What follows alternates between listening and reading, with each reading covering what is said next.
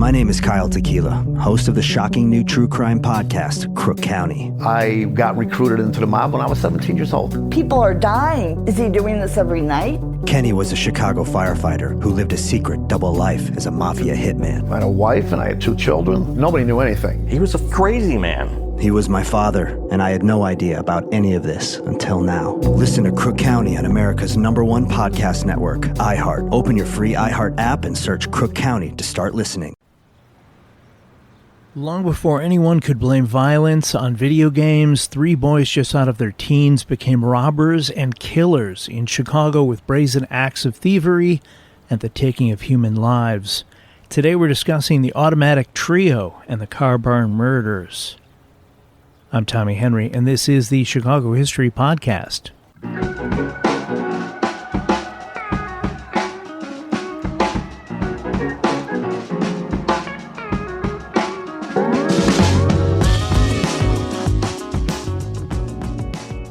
Disclaimer, this episode deals with criminal acts including murder, as well as capital punishment. Parental discretion is advised.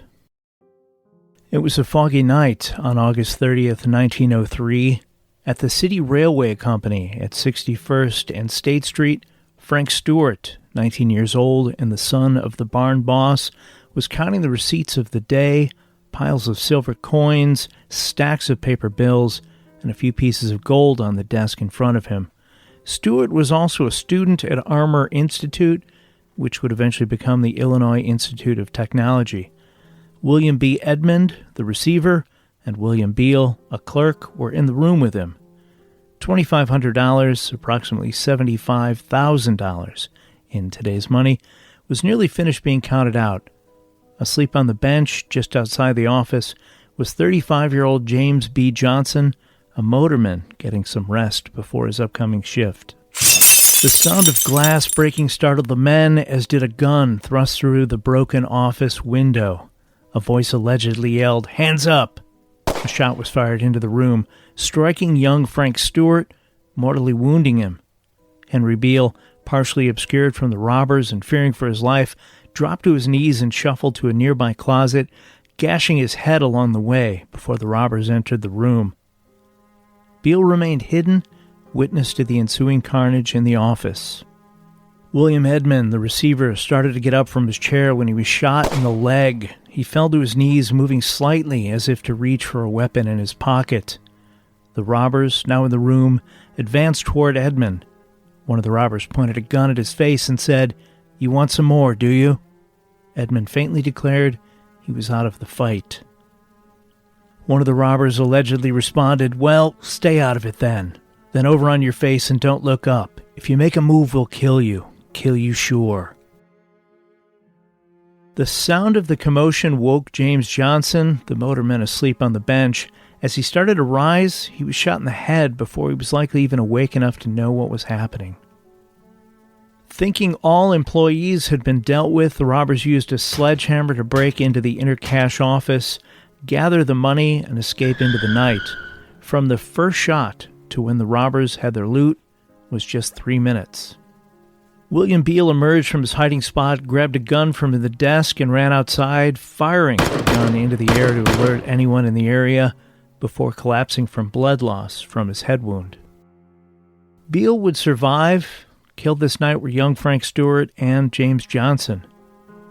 Making this night even more tragic was the news that the widow of James Johnson, the sleeping motorman awakened by the noise, had been widowed 7 years before when her previous husband was shot to death while serving as conductor on a South Side streetcar. The Johnsons had 3 small children, left fatherless by this senseless crime. Police were there in minutes but had little to go on.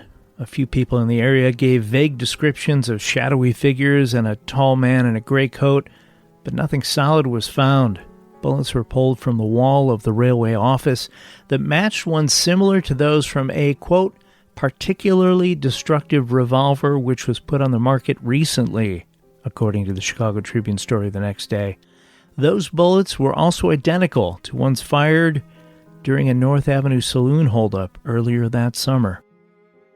A dragnet was announced, and other than a young man from Indiana who admitted to the crime, then immediately recanted, and a badly crippled man, police were stumped.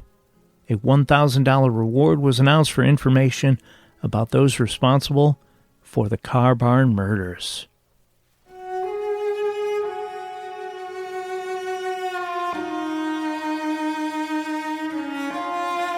The three friends grew up in the Lakeview and Roscoe Village neighborhoods on the city's northwest side to working-class families. Peter Niedermeyer and Gustav Marx graduated from grammar school at Hamilton Elementary on Cornelia, just south of Addison Street. Harvey Van Dyne graduated from Audubon School, just west of there.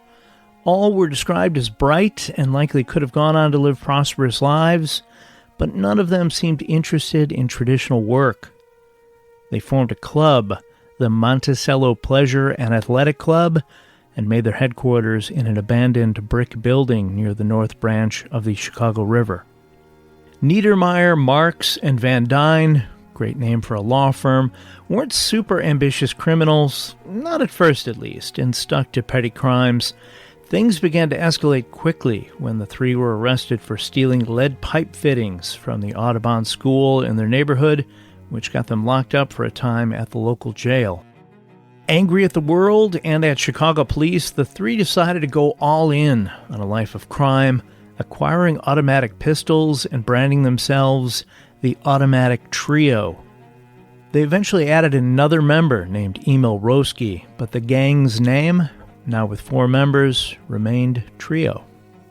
Nearly 2 months before the car barn murders, T.W. Lathrop, a ticket agent, and Martin Doherty, a telegraph operator, were working at the Clybourne Junction station of the Northwestern Railroad at midnight on July 3rd. A tall man approached, pressing himself against the window. Lathrop and Doherty spotted the revolver held tightly in the man's hand, pointed toward them, poking through the opening in the lattice. When the tall man commanded the men to hold up their hands, Lathrop lunged for a revolver on the nearby desk. Before he could reach it, a volley of shots sprayed across the room. Lathrop was hit in the torso and fell to the floor. Doherty scrambled through a back door and ran down the street. The thieves entered the station and took $70 in cash and approximately $50 in railway tickets before escaping. Doherty notified the police, who were able to get Lathrop medical help. Lathrop eventually recovered enough to identify the wrong man for the shooting. That man was later released. 6 days later, on July 9th, 2 or 3 men, these stories differ depending on the source, entered a saloon on North Ashland Avenue just south of Roscoe Street, owned by Ernest Spires, shortly before midnight. Spires, another patron, and a 19-year-old boy named Otto Bauder were inside. The men ordered the three to hold up their hands. 19-year-old Bauder, apparently frightened, made a break for the door. 2 of the robbers fired at him, hitting him in the back. The men searched the saloon keeper, taking $40. Otto Bauder died the next day. 1 day later, while police searched for the killers of Otto Bauder, the 3 robbers struck again, this time at Greenberg's Saloon on the southeast corner of Addison and Roby, now called Damon, less than a mile from the one the day before. The bartender did not put up a fight, and the trio merely forced him into the walk-in icebox before making off with $25. 2 days after that, the 3 men robbed a saloon at Roscoe and Sheffield. No shots were fired, but threats were made that anyone trying to escape would be killed. On July 20th, the robbers wounded a saloon keeper named Peter Gorky during a robbery on Milwaukee Avenue. On August 2nd, during another robbery at a bar at 2120 West North Avenue, the robbers shot and killed the owner, Benjamin LaGrosse, when the owner tried to reach for a gun at the end of the bar. A 21-year-old customer named Adolph Johnson tried to intervene and was also shot. A third customer at the bar kept his hands up and was not harmed. Johnson survived long enough to give the police a description, but died the next day. That's 6 stick-ups in less than 1 month and 3 dead. Adding the 2 dead from the car barn murders, and the automatic trio had racked up 5 kills.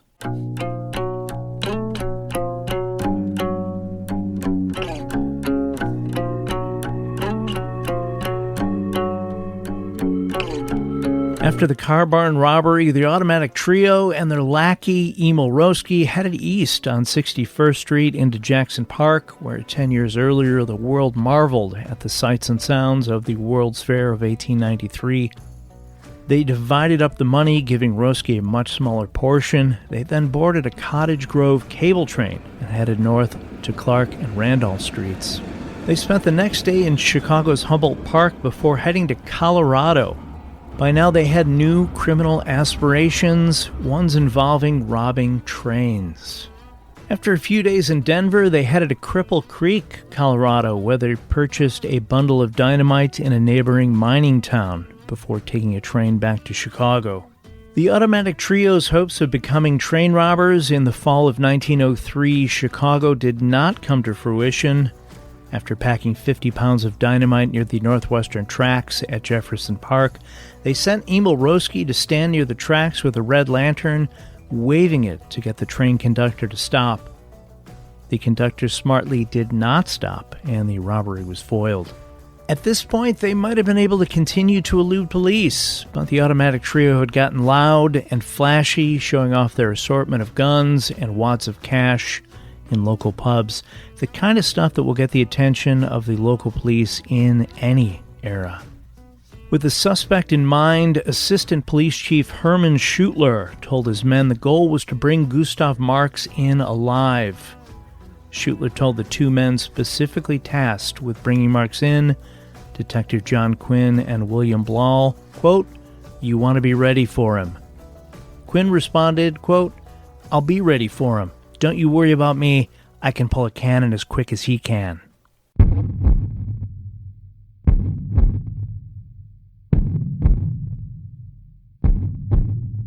On November 21st, 1903, Gustav Marx was drinking at Greenberg's Saloon. If the name sounds familiar, it's the same saloon at Addison and what is now Damon Avenue that Marx and the others robbed in July of that year. Just a few weeks before this late November evening at Greenberg's, Marx told an acquaintance, quote, "The police want me. I will never be taken alive." Showing a revolver, Marx said, "This will stop some of them, and if it fails, this," as he brought a second gun out, "will lay some of them down." At 10:30 p.m. on November 21st, Detectives Quinn and Blall spotted Marx through the saloon's window. Quinn entered through the front door while Blall slipped in through a side entrance. Marx spotted Quinn in the bar mirror and drew down before Quinn had a chance to react, firing 5 shots at the detective, striking him with 1. Quinn dropped to the ground. Spinning toward Blall, Marx's gun jammed, giving Blall a chance to shoot at Marx and wound him. Blall held the wounded Marx down and waited for backup. The first member of the automatic trio was finally in custody. Within days, Marx was eager to talk and quickly named his cohorts in crime. There was no promise of a reduction in his sentence. He seemed eager to brag about being a young desperado, as he was called in the papers, and seemed angry that his friends didn't break him out of jail like they had discussed. He even went as far as to tell police where they could find the remaining members of the automatic trio. We'll get to that in a moment. In light of a 2021 tragedy involving Chicago police officer Ella French, I thought I'd share this story from the funeral of Detective John Quinn, shot dead by Gustav Marx. This comes from the Thursday, November 26, 1903, Inter-Ocean newspaper in Chicago. Quinn was laid to rest the day before. Quinn's funeral was held at St. Andrew's Church on Addison and Paulina, a church still there today. Father McGuire, who was a policeman in Ireland before coming to the States, started the service with this declaration, quote, "I charge the blood of John Quinn, a good citizen, faithful officer, kindly husband, and father to the city of Chicago and the state of Illinois." Then came this. "I repeat that John Quinn's life was sacrificed to an assassin's bullet only because of the shameless laxity of the city of Chicago and the state of Illinois in enforcing the law prohibiting the indiscriminate use of firearms. Had the authorities done their duty by upholding and strictly enforcing a law written on behalf of public safety, policeman John Quinn would have been alive today.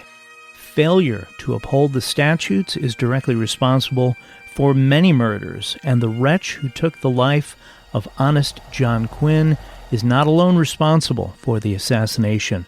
The privilege of carrying firearms should and must be curtailed, and vile wretches deprived of the opportunity of wreaking a murderous vengeance. This was in 1903. As I and many others often say, history repeats.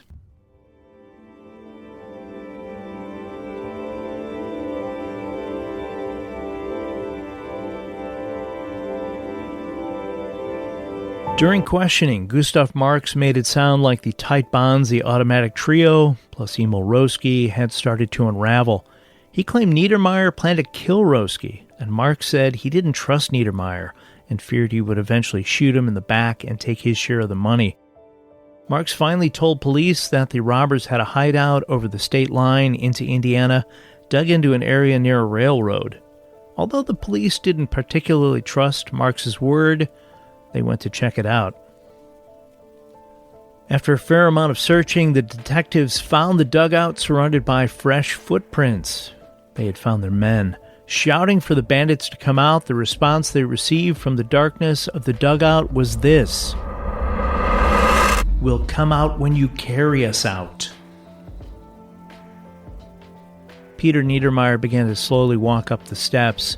The detectives took a breath, thinking the robbers were surrendering, but in a flash, Niedermeyer drew his guns and started blasting. Officer Joseph R. Driscoll was shot in the abdomen. Officer Matthew Zimmer was hit in the arm. As Niedermeyer ducked out of sight, Harvey Van Dyne exited the dugout, firing another shot at the already wounded Officer Zimmer, striking him in the head. Emil Roski followed close behind. With the police in pursuit, the remaining robbers ducked into a wooded area, firing wildly toward the officers. Niedermeyer was grazed by a bullet on his neck, but was able to keep running. More police were called in. The original 5 policemen followed the trail of footprints and blood drops through the snow. One set of footprints broke away from the rest. These belonged to Emil Roski, who was wounded in the shootout. Roski would be captured later that day after having made it to a train station where he bought a ticket back to Chicago. While he waited at the station, police burst in and captured him without incident. Niedermeyer and Van Dyne made their way about 4 miles to East Tulliston, Indiana, where they found a number of idling trains. They approached one of the engines and commanded a brakeman named Sovia to take them to the town of Liverpool, Indiana. When he refused, Niedermeyer shot him, killing him instantly. The next brakeman they found did as they asked. Now pursued by additional police as well as an independent posse of locals hot on their heels, Niedermeyer and Van Dyne must have known the end was near. Hiding in a cornfield, the local posse, shotguns in hand, caught up to them and fired a few rounds into the corn stalks to let the robbers know they meant business. After all their bluster and killing, when faced with the angry mob, Harvey Van Dyne pleaded, quote, "Be merciful. I have a mother and I want to see her before I die." Officer Joseph R. Driscoll, the one shot in the abdomen at the dugout in Indiana, died of his wounds the next day. In a 6-month period, the automatic trio, all in their early 20s, killed 8 men.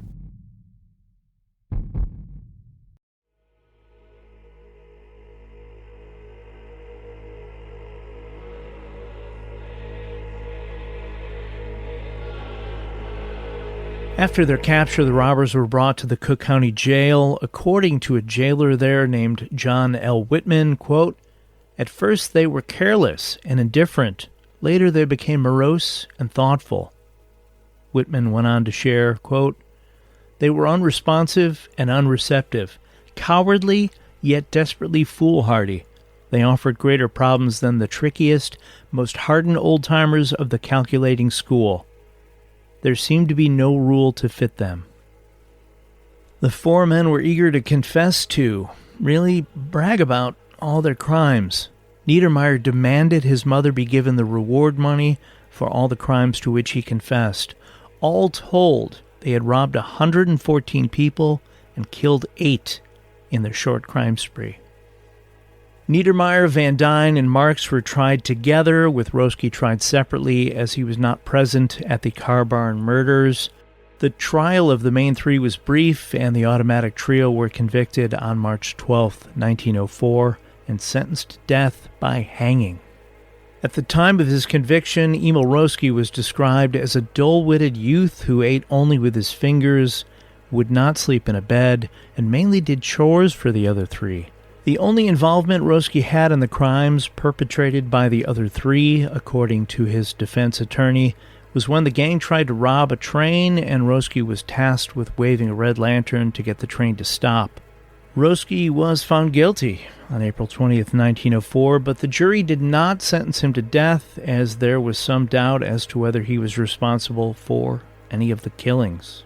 A little more than 1 month later, with a crowd of 1,000 waiting outside for news, held back by 100 police, Gustav Marx, age 23, Peter Niedermeyer, age 23, and 21-year-old Harvey Van Dyne were hanged on April 22nd, 1904.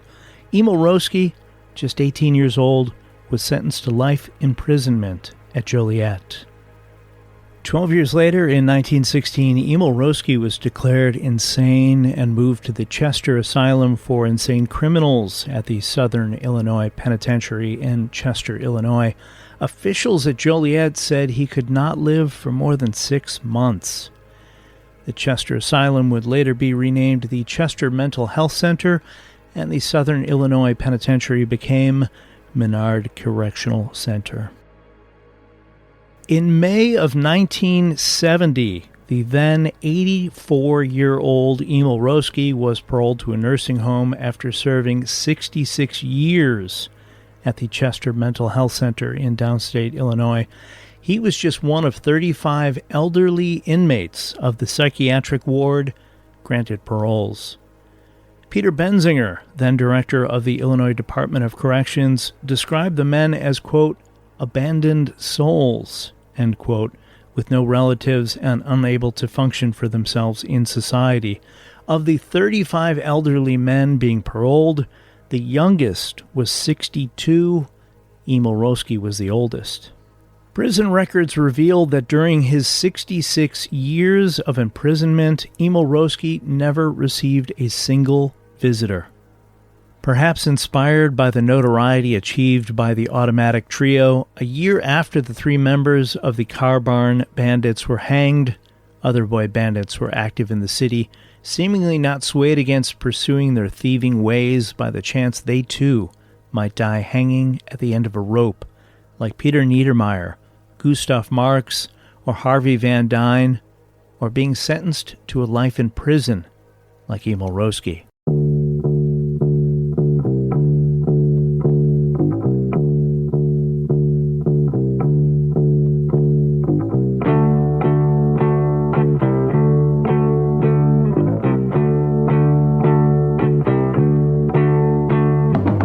For listening to today's episode about the automatic trio and the Car Barn murders. I'll have plenty of pictures and items related to the events discussed in this episode on the Chicago History Podcast social media pages throughout the coming week, as well as links to books and such if you'd like to learn more.